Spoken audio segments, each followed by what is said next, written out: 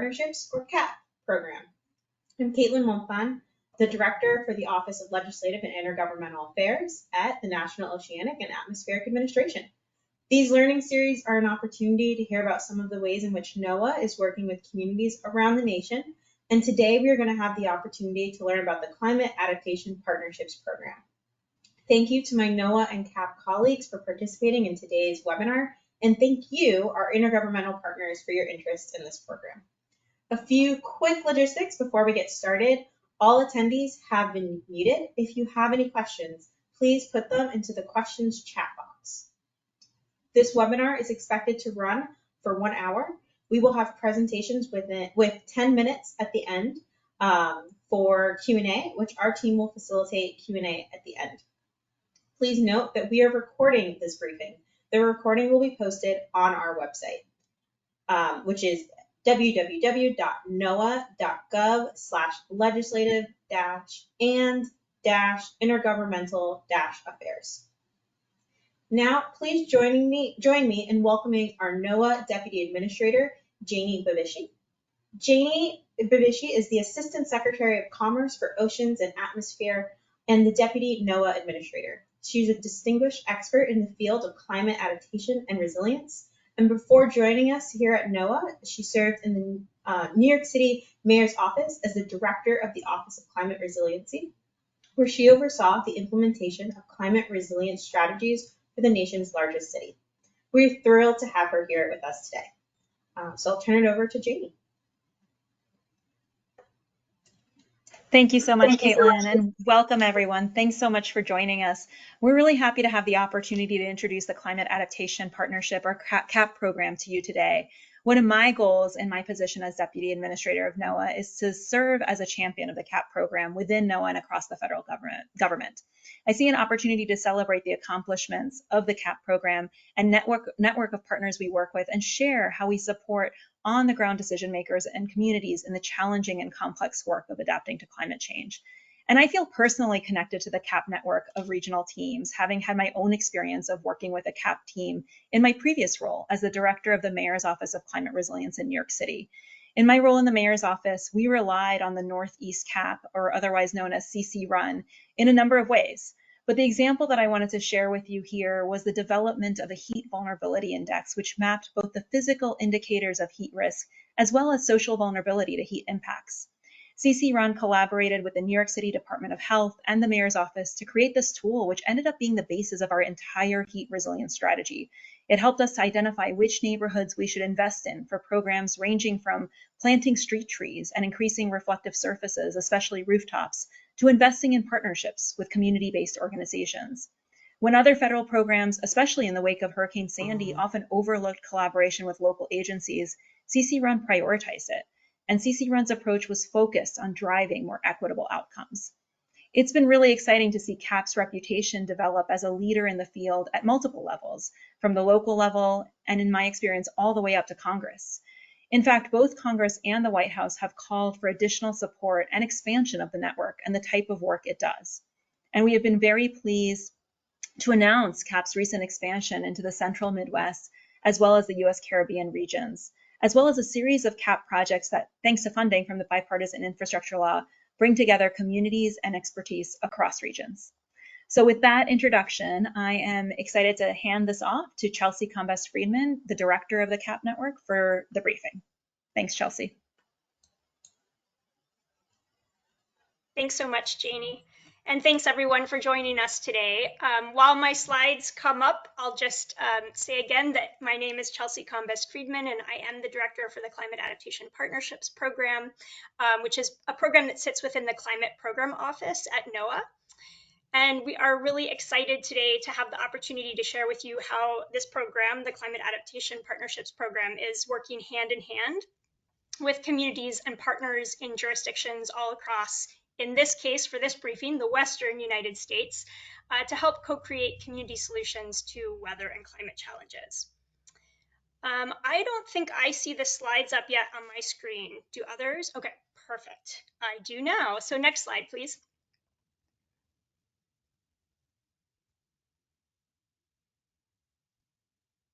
All right, awesome.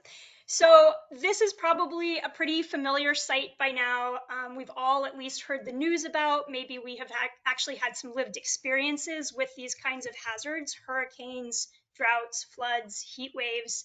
And so often I feel like this is kind of where we begin the conversation on extreme weather and climate with communities, by talking about or by organizing our resources and our information around these very particular singular hazards.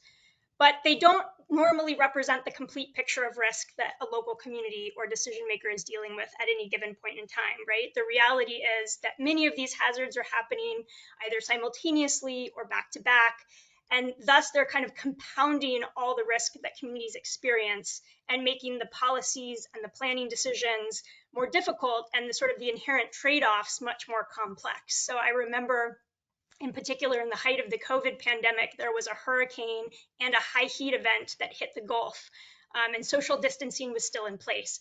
And then that was overlaid, of course, on a whole host of existing social and cultural and economic vulnerabilities.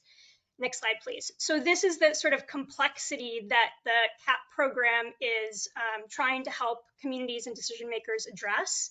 And it's important for us to meet people where they are. So CAP really starts with thinking about the social context, people, their interests, their values.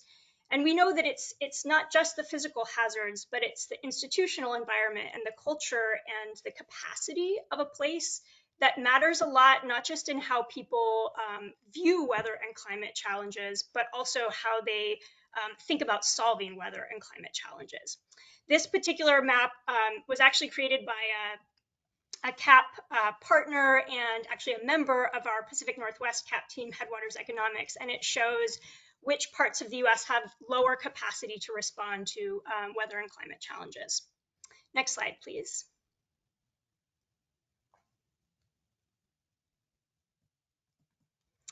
So one of the cornerstones of the CAP program's approach is really building trusted and long-lasting partnerships across academia, local governments, community organizations and nonprofits, businesses, and just generally geographic communities. And we do that by primarily by funding regional teams that are made up of a diversity of experts and local partners that usually span multiple sectors and organization types, so universities, local government, nonprofits, et cetera. That funding is distributed to these teams through 5-year cooperative agreements, which are a kind of grant that allows NOAA and the teams to interact a little bit more. And it goes to a team of institutions that usually are across multiple states and territories. And those regions come up for recompetition every 5 years. So every time NOAA gives out a cooperative agreement, it's for a 5-year time period with a specific scope of work for that 5-year time period. But many of these teams have successfully competed over time and been in place for, at this point, decades, many of them certainly over 15 years. So these are long-lasting investments that are being made to build capacity in a region. And while the regional teams are very responsive to the specific needs of their region, so they look quite different across the country in terms of the topics they work on or the way that they govern themselves or the partners who are involved, there are some core elements of the CAP model that do remain the same, and that's what you're looking at in we call it the ring diagram on the right-hand side here. So lasting partnerships, collaborative research, community engagement and usable help, informed decision-making, and capacity building. And in this model, the information needs that communities have are very much defined at the community level. And I use community broadly here, it could be geographic community, it could be a community of professionals like stormwater managers. And so these communities are participating in both the research design and the research process in many ways as equal knowledge holders. So we're bringing different kinds of knowledge together here, scientific and non-scientific. And then the benefits of that work, including the advice, the tools, the information, are not just received back by the communities, but they're actually, hopefully, used by those communities. And so this allows us to not just better inform decisions that are happening around climate adaptation, but maybe more importantly, it increases the capacity on the ground to actually advance place-based climate solutions. Next slide, please.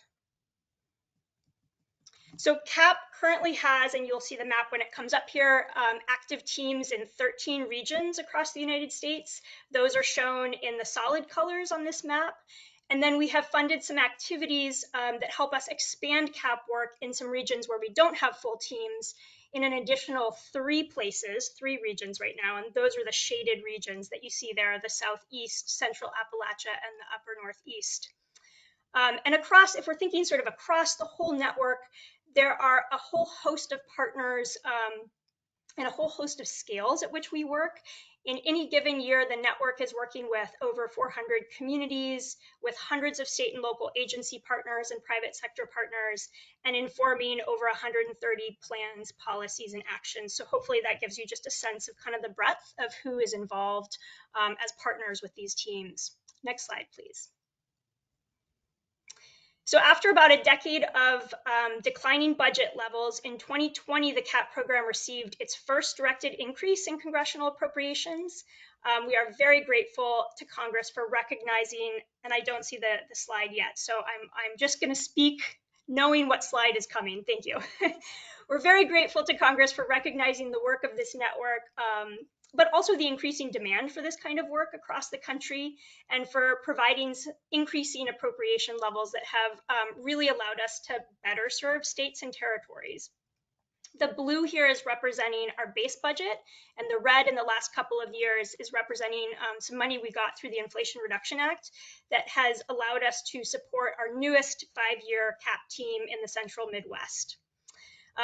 And if you remember the slide previous, you'll know we still have a lot more work to do. We are not yet in all regions.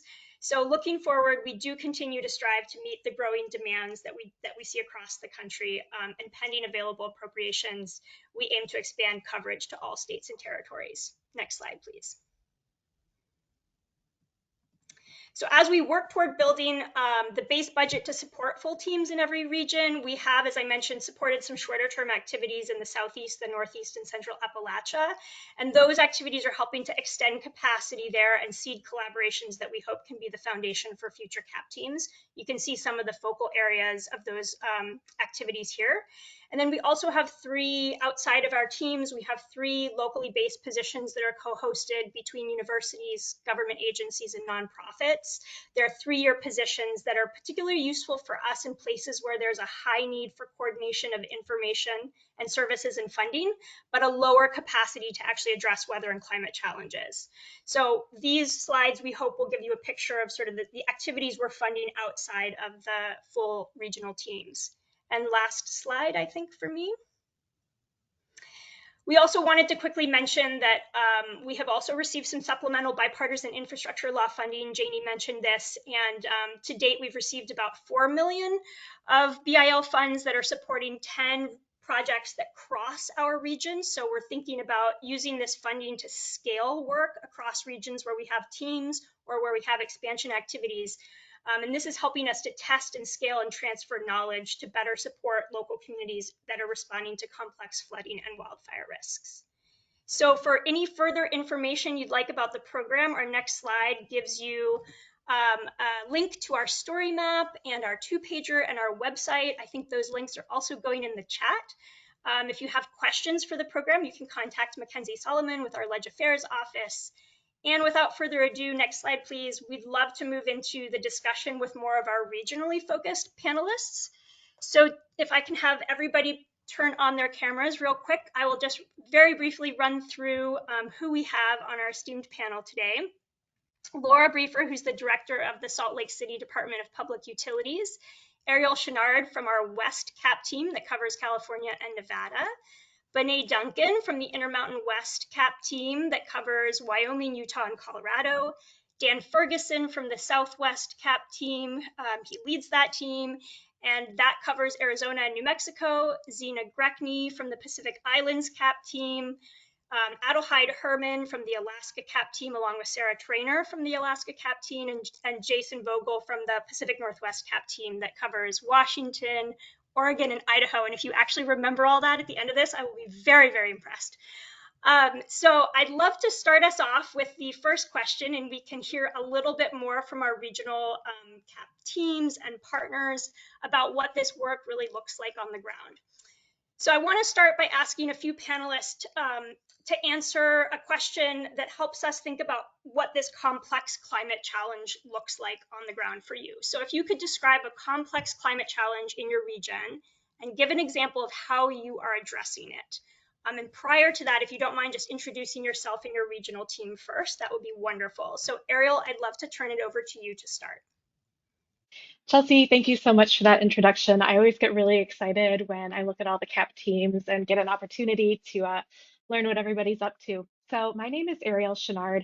I'm with the California Nevada Adaptation Program, or CNAP. That's housed at the Desert Research Institute, DRI, within the Climate Center Group. CNAP's portfolio of projects has a focus on supporting local adaptation actions related to extreme heat, smoke, agriculture, sea level rise in communities. We support tribes and indigenous communities across California and Nevada. Our partners are many, but include DRI, UNLV, UNR, the Climate Science Alliance, many more, and those listed on the slide. So I lead the Southern Nevada Heat Resilience Lab and am seated in Las Vegas. And before I get into the nitty gritty, I just want to provide a little bit of context on heat in Southern Nevada. So this summer, we've had 41 days over 105 so far. Right now, we're under an excessive heat warning, and it's quite hot out there, probably like 109. This summer, we set a new record high in July of 120 degrees. So currently, we have recorded about 881 heat-related deaths. That figure is a lagging indicator and unfortunately will rise in the future. Our metro area here in Las Vegas has the worst urban heat island effect of any city in the United States. Our hottest neighborhoods are around 11 degrees hotter than our coolest neighborhoods. So think about that on a day that is 120 degrees. Heat is the deadliest natural hazard and climate impact here in Southern Nevada, and heat is the deadliest natural hazard across our nation. What's challenging here is that in Southern Nevada, heat is a complex and systemic issue. So when we talk about heat, we end up talking about so much more. We talk about inequality, poverty, access to affordable housing. We talk about food insecurity, climate change, worker heat exposure, drought, shade equity, air quality, the list goes on and on. Heat literally touches every single aspect of life here in Southern Nevada. We know for a fact that people make very bleak, very difficult trade-offs when it's hot. Folks often choose between putting food on the table and affording medications versus keeping their home at a safe and livable temperature. So although everyone here in Southern Nevada is exposed to extreme heat, the experience of that heat is very unequal. So CAP funding has allowed the Heat Lab to fill huge gaps in our region. So prior to the creation of the Southern Nevada Heat Resilience Lab, nobody here really owned heat. So there was no local government office or agency where heat lived and was centralized, which meant that efforts to respond to heat and think about heat mitigation and adaptation were broken apart across a mass of practitioners throughout Southern Nevada. When the Heat Lab was created, it was created to provide a collaborating, convening, and elevating space for all the different local practitioners that work on heat and for those who are most impacted by heat. So the Heat Lab centers the co-production of heat adaptation and resilience strategies with the people and the communities that are most impacted by heat. Centering our frontline communities can better leverage local knowledge and help to develop and promote equitable and implementable heat adaptation approaches. To do so, we held two heat-focused community listening sessions last fall to really meaningfully engage with our frontline communities and create a space where those residents and those folks can share their self-identified needs and priorities around heat, and also to create a space where our frontline communities, who are also historically underserved in many different ways, could be included on conversations around heat in ways that they hadn't been previously. Last summer, it was the project's first summer, I created a heat working group to start to bring together all the different folks in my region who are working on heat. It started with only 8 very dedicated members, but has now grown to around 90 people. And that's 90 people who are willing to come together to share information, share resources, collaborate, and elevate the issue of heat here. And it's really exciting to know that we're all working together to build a more heat resilient Southern Nevada. So the Southern Nevada Heat Resilience Lab, due to CAP funding, is actively working to create solutions for not just immediate heat response, but to understand things like cooling center usage, and to create long-term heat mitigation and adaptation solutions and efforts. I mean, I know that our communities will benefit immensely from a more robust heat response and can thrive in the heat resilient future that we are building together. So thank you all so much for your time. Thank you so much, Ariel. And actually, where we're going next in Arizona and New Mexico, I know that high heat is no stranger. Dan, I'd love to turn to you next. Can you tell us about a complex climate challenge that your region is facing and how your team is helping to address it? You bet. Thanks, Chelsea. I'm going to go into wildfire a bit. So first, I'm going to talk a little bit about our team here. So as Chelsea said, I'm Dan Ferguson. I'm the director of the climate assessment for the Southwest, and I'm also an associate professor of environmental science at the University of Arizona. So our team is made up of a diverse group of experts from three institutions: the New Mexico State University, the Intertribal Council of Arizona, and the University of Arizona, where I am. So CLIMAS has been as Chelsea mentioned in her opening remarks, some of these teams have been around for a while. We're one of those. So CLIMAS has been working with communities across the Southwest since 1998. So we work on climate questions meant to support local decision-making of all sorts. So the things we're working on right now are water availability, primarily in the Middle Rio Grande in New Mexico. We're working on increasing aridity, or drying the environment. Mostly that's tied to wildfire, which I'm about to talk about. We have projects working on rural heat resilience, and then we have a series of questions we're working on related to climate and human health. So I'm going to focus for this briefing on two projects focused on wildland fire, to try to illustrate the kind of research we're pursuing and the kind of societal goals we're trying to achieve with that science. So before I even start that, I just want to say that CLIMAS has been, wildfire has been a factor in our region, obviously, forever. So the landscapes of the West some of them are very well adapted to fire. So it can be a really productive component of some ecosystems. But changes in the fire regime over the last several decades really have changed the way that people are interacting with wildland fire and how those fires are impacting communities. So these changes were driven by a lot of things: fire suppression policies, increasing population growth in the interface between wildlands and urban areas, as well as climate. Those changes have really made 21st century wildland fire a very complex hazard in a way that it hasn't been in the past. It cuts across social and natural systems. So community leaders and citizens in the West, as well as all the people who are charged with preparing for and responding to wildland fire, are now confronting a whole bunch of novel challenges that they hadn't seen in the past. So I'm just going to briefly describe work that two projects are going on within CLIMAS right now to help support communities with these issues. So first, I just want to say that we've had this really long history of working with communities. As Chelsea mentioned, that's a hallmark of the CAP program, to try to bring useful and usable knowledge into these kind of complex decision issues. So we have many decades collectively across the team of working on this, that nexus of kind of where science and real world problems meet. I'm going to note that here because the first project I'm going to talk about is a really good example of a sort of novel approach. So CLIMAS team members, Dr. Christina Green and our colleague, Dr. Katie Clifford from the Western Water Assessment, which you're going to hear from shortly, the CAP team in Colorado and Utah. Christina and Katie have designed a project that's one of those BIL projects that Chelsea mentioned. It's designed to better understand how communities are responding to wildland fire events, but they're doing it by directly engaging with social service providers like social workers and communities that have been impacted. So one of the goals of that work is to learn from these social service providers and identify some lessons learned that those communities these people in these communities have picked up from, in some cases, multiple fire events. and basically kind of put together some best practices for wildfire recovery. So other communities in this region who are now more and more being exposed to this problem can learn from that. So I think particularly their insight that social service providers hold this critical knowledge, particularly in the rural communities in which they're going to be working. That represents a really good example of the kind of creative and solutions-oriented research that CAP has always supported.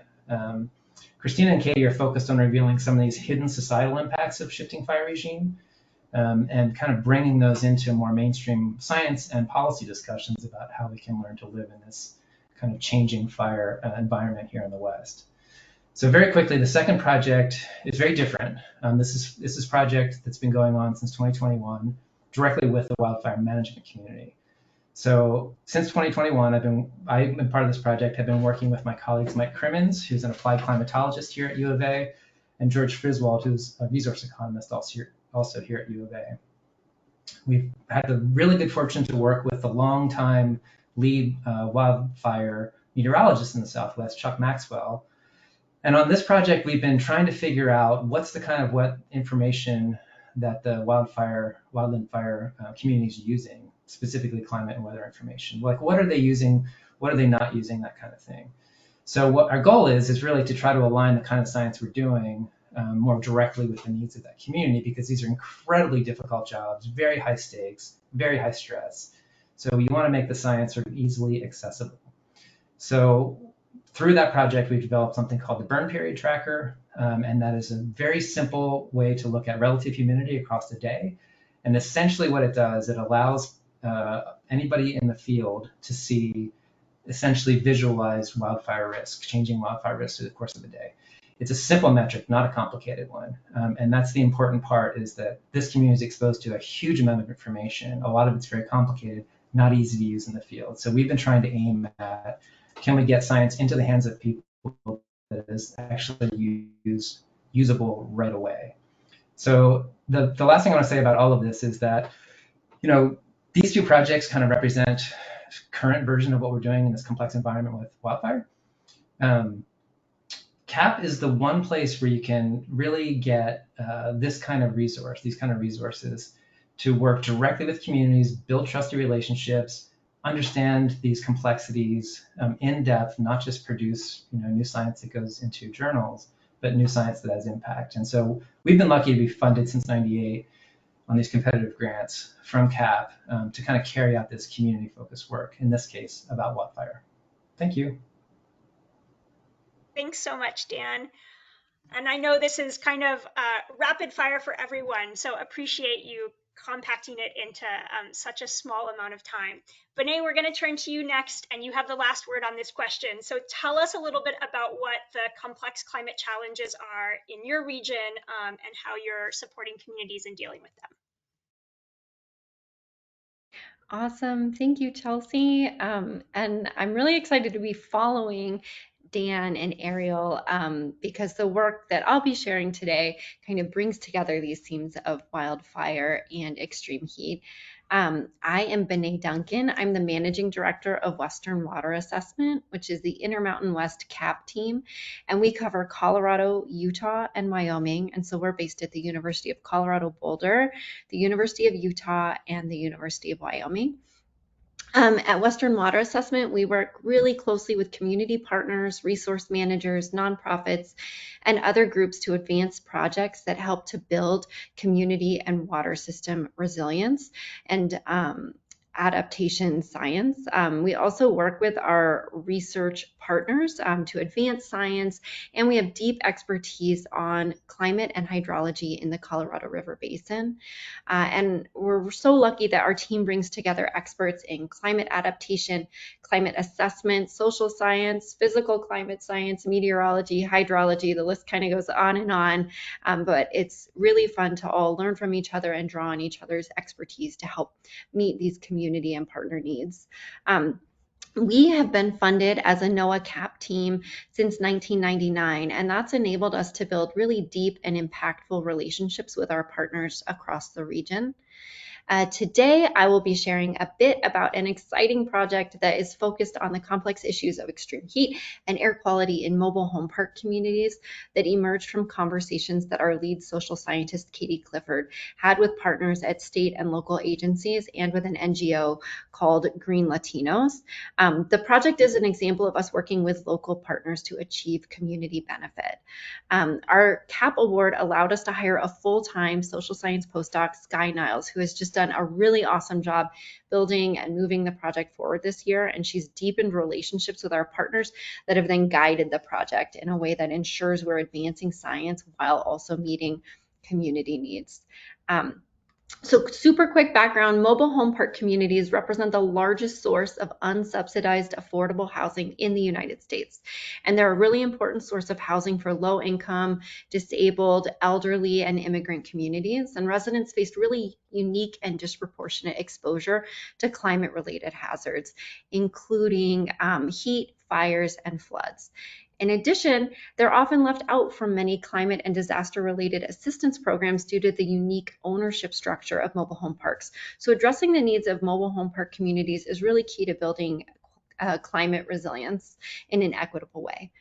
During summertime, as you can imagine, mobile homes can get really hot inside due to poor insulation, and residents on limited incomes sometimes don't have air conditioning in their homes or they can't afford to run it, so they have to open their windows to cool down their homes at night. But then when wildfires occur, they send bad smoke and air quality into a region. So residents are left with really a terrible choice to either open their windows to cool their homes and let poor quality air inside, or keep their windows closed and endure high temperatures.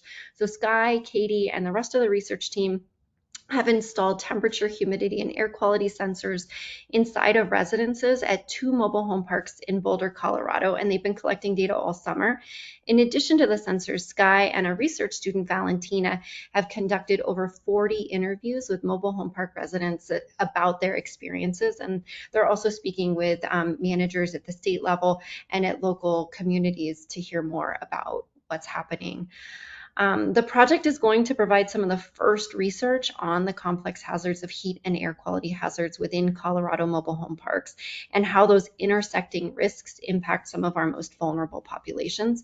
It's also really politically timely. Colorado recently passed legislation to invest in mobile home park communities as important sites of affordable housing.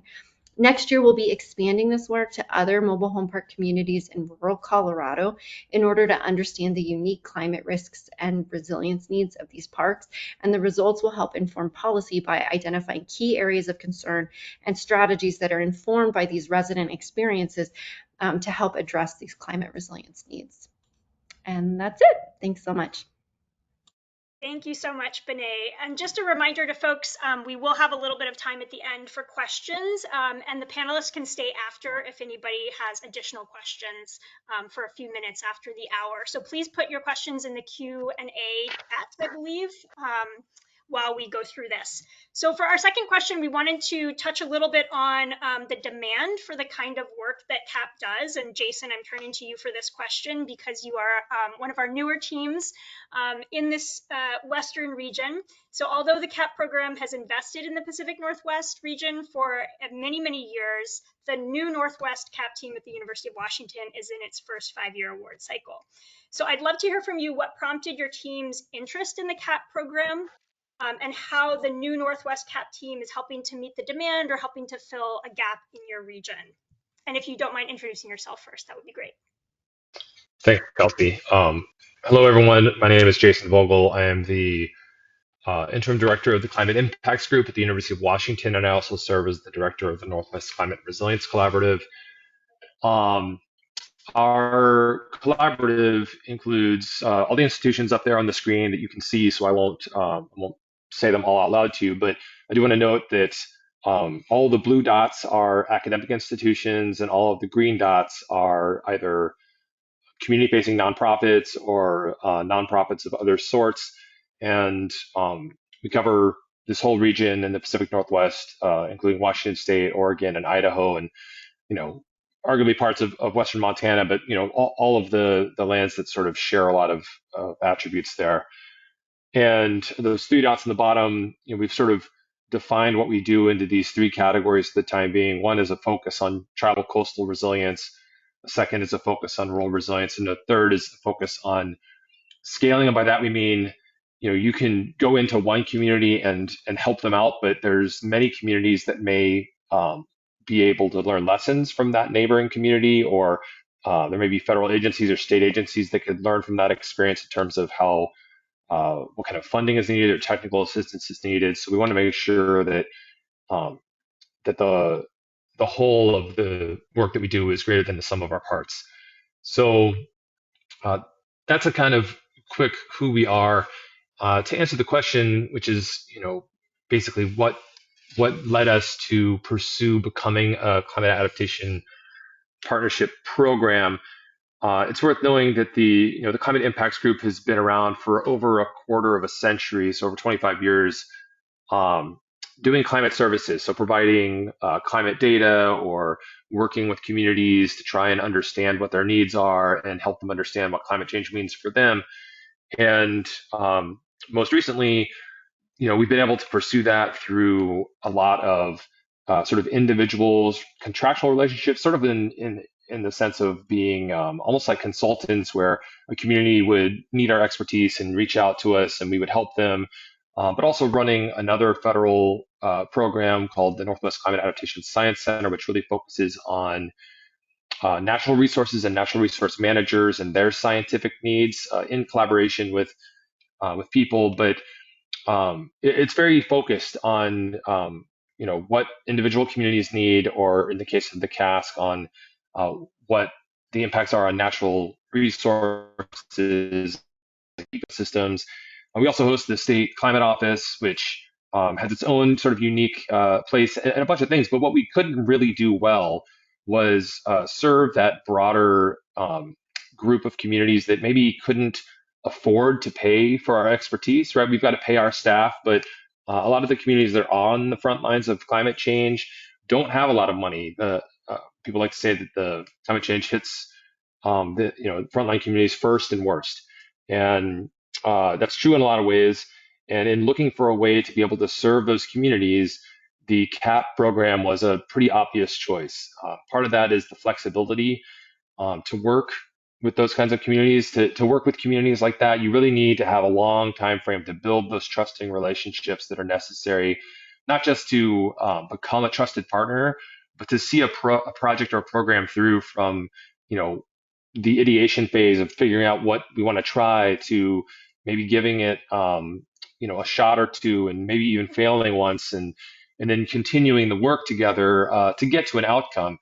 Because communities don't really want to publish peer-reviewed articles; they want to improve their communities themselves. So that's part of what we find really attractive, is the ability to focus on those outcomes to make a difference in the world.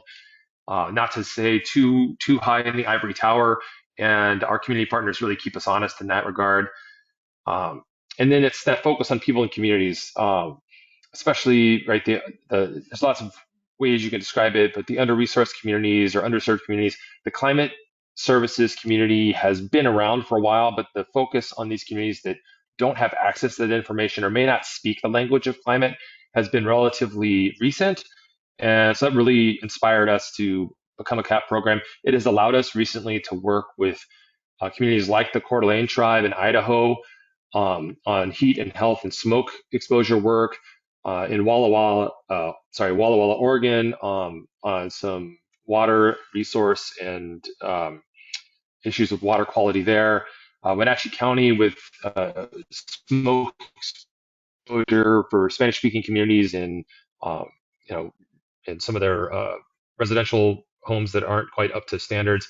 And most recently, doing a needs assessment for coastal tribes around the kinds of resources that are available for them to pursue resilience, and the kinds of challenges they face in accessing those resources. And we just published a report on that has received a lot of praise, and I think is really empowering a lot of people to make progress there. Thank you very much. I know my time is up, so I'll pass the hat. Thank you so much, Jason. All right, Zena and Sarah, I'd love to turn to you next. If you could each introduce yourselves very briefly and then share an example of how your team collaborates with local partners and communities. And Zena, we will go to you first. Thanks, Chelsea. Great to be here with all the other teams. And like those other teams, of course, our team partners with numerous local partners in government, community-based organizations, NGOs. So I'm happy to share just one example of that work. I'm Zena Greckney. I'm a co-investigator with the Pacific Research on Island Solutions for Adaptation, or Pacific RISA, the CAP team for the Pacific Islands region. And I'm based in Honolulu, Hawaii. I'm a researcher at Arizona State University.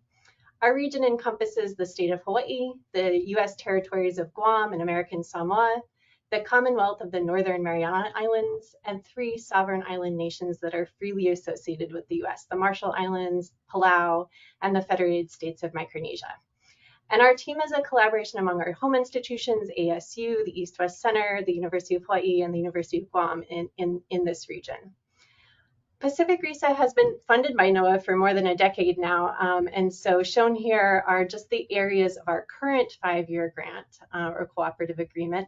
And this phase includes, for example, a focus on flood risk information for communities grappling with compound extreme events.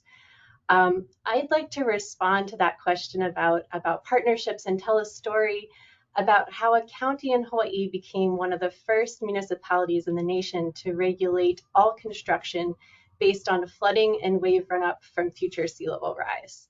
Kauai Island in Hawaii has experienced multiple devastating extreme rainfall events and flooding over the past decade.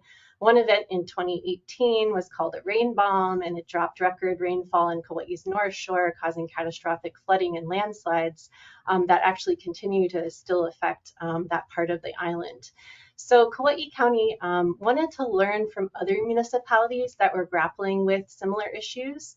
And planners in Kauai knew that sea level rise would combine with rainstorms and flood areas that are currently not protected under zoning and building codes there, which don't account for the projected future sea level rise. And so Kauai County partnered with the Pacific RISA team. Their resilience team included the Planning and Economic Development Departments, the Emergency Management Agency, and even the Kauai Mayor's Office to host a series of peer-to-peer exchanges with other governments. And in that process, we held a peer exchange on Zoom with the city of Boston.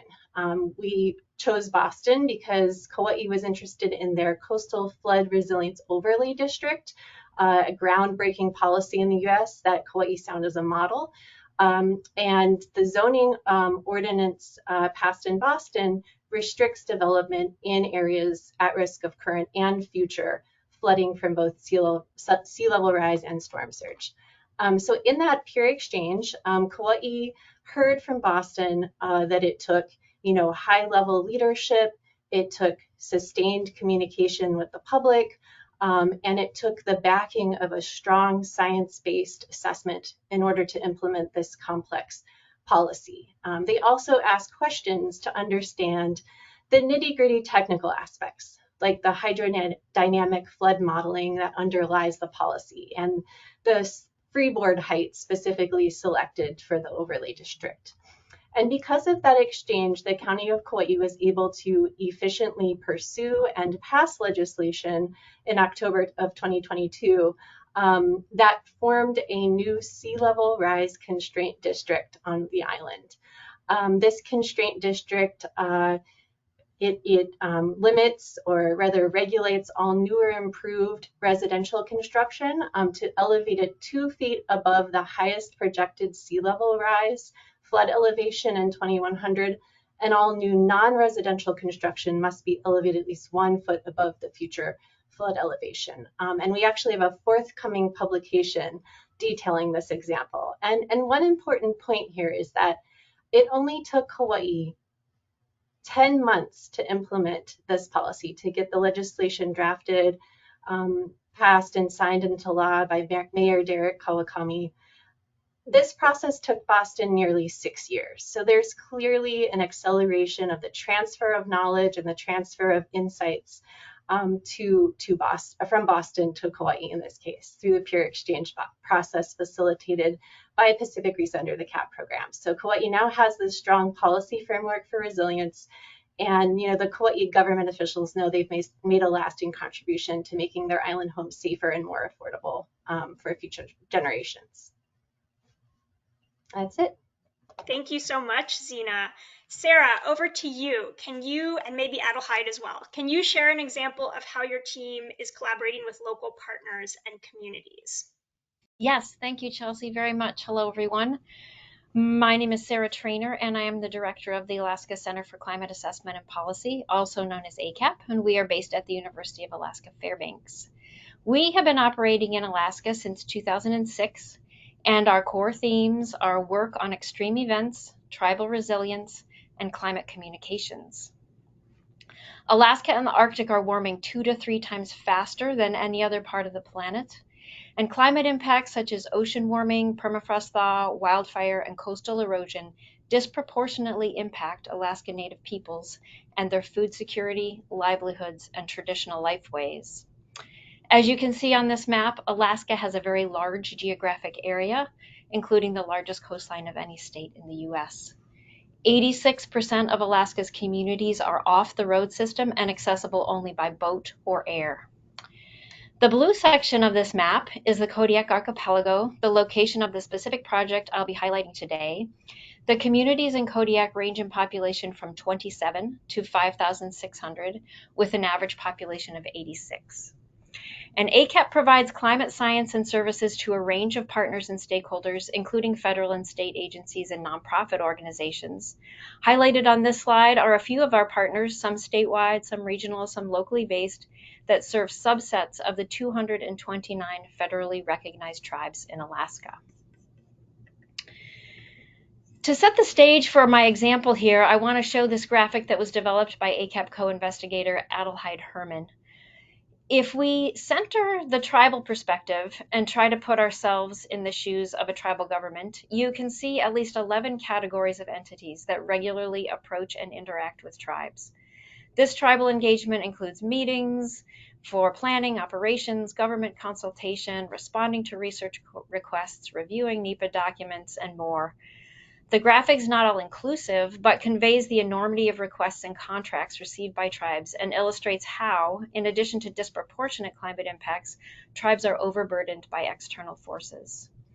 So Aaliyah will be putting some links in the chat where you can find additional documents that provide more information and detail, both about this complex context of tribal engagement in Alaska, as well as more information about the ACAP's specific engagement example, the Small Grants Program.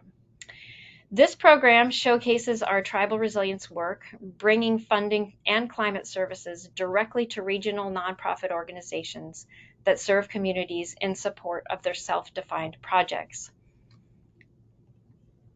In collaboration with the U.S. Arctic Research Commission, we are funding 4 organizations at $50,000 each.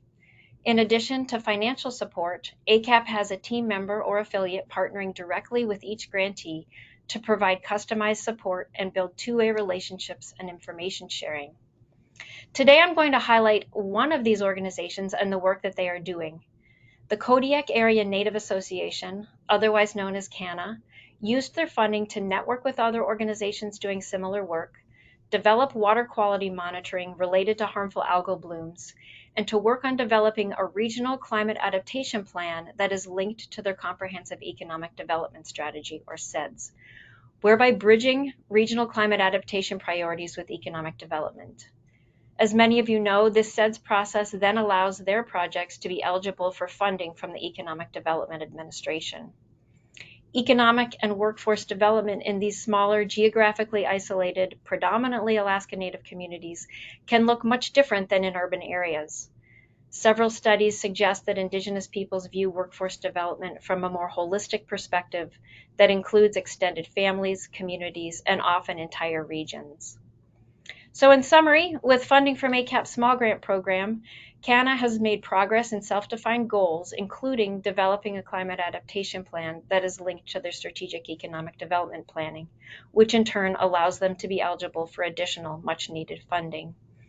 As you can see from this quote from CANA's annual report, ACAP's Small Grant Program is making a difference on the ground in Kodiak. Information about the other small grants recipients can be found in the handout and the website that are linked in the chat. Thanks very much. Thank you so much, Sarah. And last but not least, Laura, I'd love to turn it to you for the last word. You've worked closely with the Intermountain West CAP team, Western Water Assessment, as a public water utility partner for many years. So what has been unique and meaningful about the CAP partnership with Western Water for you? And please do introduce yourself as well first. Thank you so much, Chelsea, and it's great to be here. Good afternoon to everybody. I'm Laura Briefer, the Director for Salt Lake City's Department of Public Utilities. We are a municipal utility that manages the full water cycle for Salt Lake City. This is to serve more than 365,000 people in the growing Salt Lake metropolitan area. And by that, I mean we manage drinking water from the source to the tap, wastewater collections and treatment, and stormwater and flood control within our watershed. I wanted to just say, because I know I don't have too much time, but the bottom line for our community is that Western Water Assessment for many, many years has provided expertise, research capacity, and modeling capacity that help water managers and municipal practitioners like me to plan for uncertainties associated with climate change, particularly as climate change is embedded in the water cycle here in Salt Lake. Like many in the Intermountain West, we operate within a snowpack-driven hydrology, and even without a climate change signal, drought has long been part of our water cycle, sometimes multi-year drought. So I want to talk a little bit how our relationship with Western Water Assessment started. This was more than 10 years ago, actually almost 15 years ago. We were seeking some assistance to better understand the climate risks specific to our system. There had been a lot of generalized climate risk information out there, but we realized that where we were at in our watershed may have very specific risks that had implications to water management. So we worked on a first phase of a climate vulnerability assessment, and that was a climate sensitivity analysis within the watersheds that provide us drinking water. And we were able to identify some of those sensitivities, such as decreased water quantity and earlier runoff, each of which had some pretty significant implications to our water management across the board. We also overlaid several different scenarios of water demand in that study, and we co-published that study in a peer-reviewed journal to add to the research on water management planning within our region. After that work, we were then able to leverage that sensitivity analysis into some additional climate vulnerability and adaptation planning. We are able to incorporate all of that information into major policy documents like water supply and demand planning and water conservation plans for our community. We've been able to enter into contracted partnerships actually with the University of Utah, which is a Western Water Assessment partner. We just finished a 5-year contract on climate vulnerability assessment and adaptation planning, and are working to enter into another 5-year contract. And so I'll just say, above all, the long-term relationship in preparing our capital city, the Utah's capital city, as well as the site of the 2034 Winter Olympics, to anticipate and plan for climate change impacts has been very, very helpful. There is a continued great need and benefit to our community and our neighboring communities for now and in the future. Thank you. Thank you so much, Laura. And that brings us to the end of the panel, and it looks like we're running a little bit over time. So I wanted to remind folks that the panelists and the NOAA folks can stay on for a little bit past the hour if we do have additional questions that that folks have coming in. It looks like we have 2 questions in the chat so far. So if there are others, please feel free to put those in there now. And if we can't answer them during this recording, we'll make sure to get back in touch with you and answer them individually. Jeannie, do you want to go ahead and tell us the 2 questions, and we can see if we can handle both of those before we get to the top of the hour? Sure. Thanks, Chelsea. So the first question we have is from Matt Voss, and it reads, can you elaborate more on typical team structure? How many full-time staff does a team have? And then the second question is also from Matt Voss, and he asks, can you talk more about the typical or the ways it varies interactions between a CAP team and state legislatures in that region? Thanks, Jeannie. I'm wondering if anybody on the panel has an example of working with state legislatures in their region.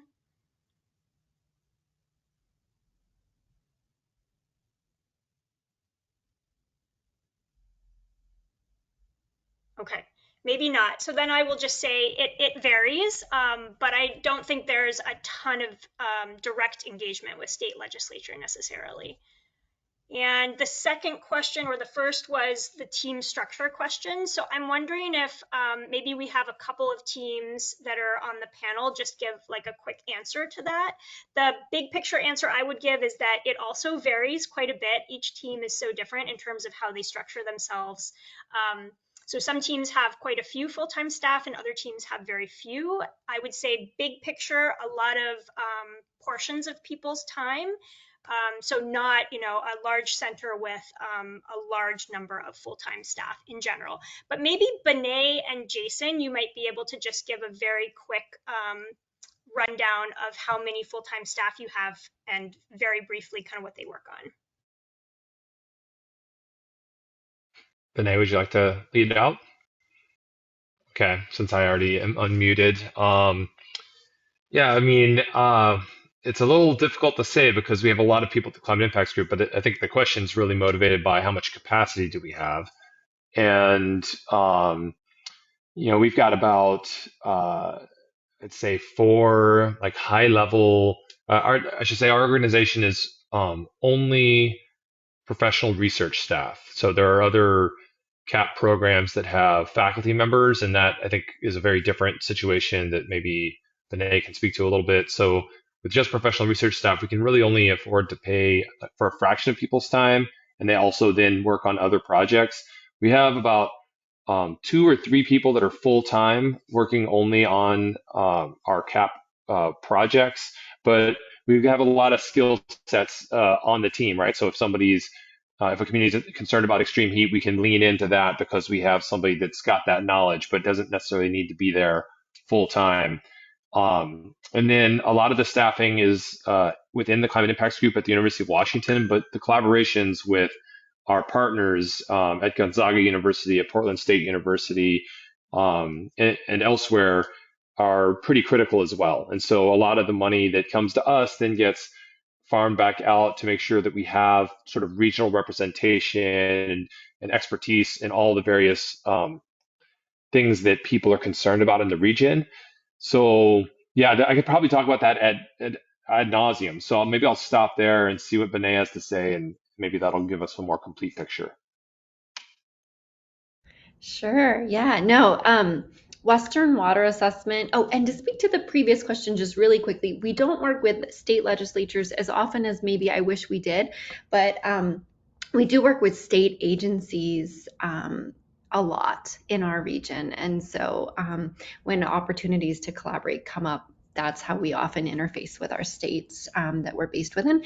Our program structure is we have a core staff team of full-time folks who are largely supported by the Western Water Assessment NOAA CAP award, but we also leverage additional funding so that we can maintain those folks through the years. Sometimes we get those flat budgets from award to award, and so then it's harder to maintain the same size team without leveraging from other sources to augment that. We also have a group of PIs, we call them, principal investigators, and those are university research faculty members. And we support a limited portion of like their summer salaries so that we can work with them. And we also support graduate students, which is a really great opportunity for us to train the next generation of climate services workforce. And so that's how the Western Water Assessment team is structured. Great. Thank you so much, Benet and Jason.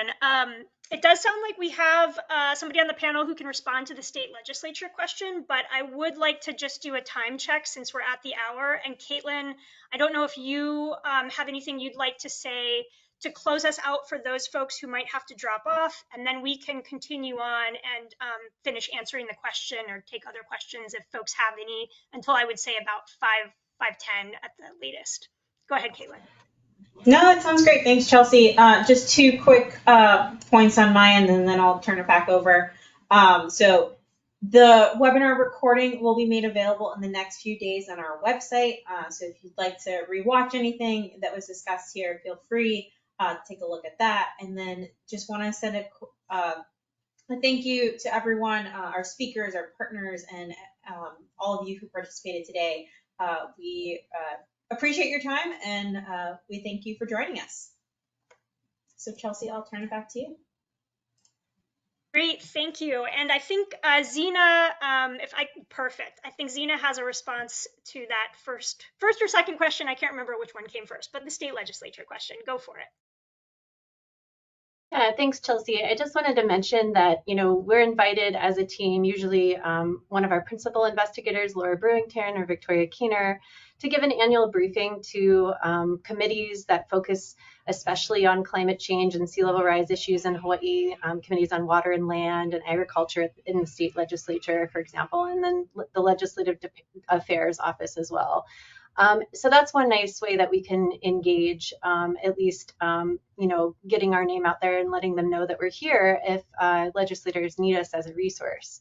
Another way we engage is by co-hosting the Hawaii Climate Week, which is a gathering that typically happens at either the opening of the state legislature each year, the legislative session, or kind of in the middle as legislators are considering legislation on climate change and sea level rise. And this is a gathering of members of the public and state agencies and departments, and we co-host it with the state's Commission on Climate Change, Adaptation, and Mitigation, which does include leadership from the House and the Senate.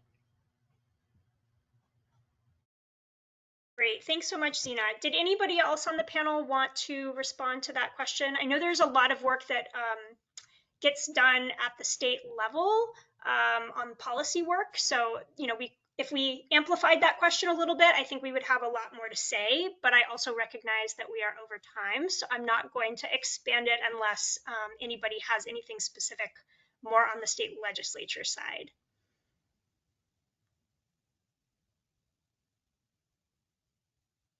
Okay, hearing crickets, I will pause on that one. Were there any other questions, Jeannie, that we didn't get to?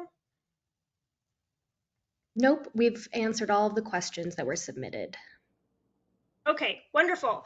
Well, then I will also thank everybody for their attendance, and hopefully we have been diligent in putting in our contact information into the chat.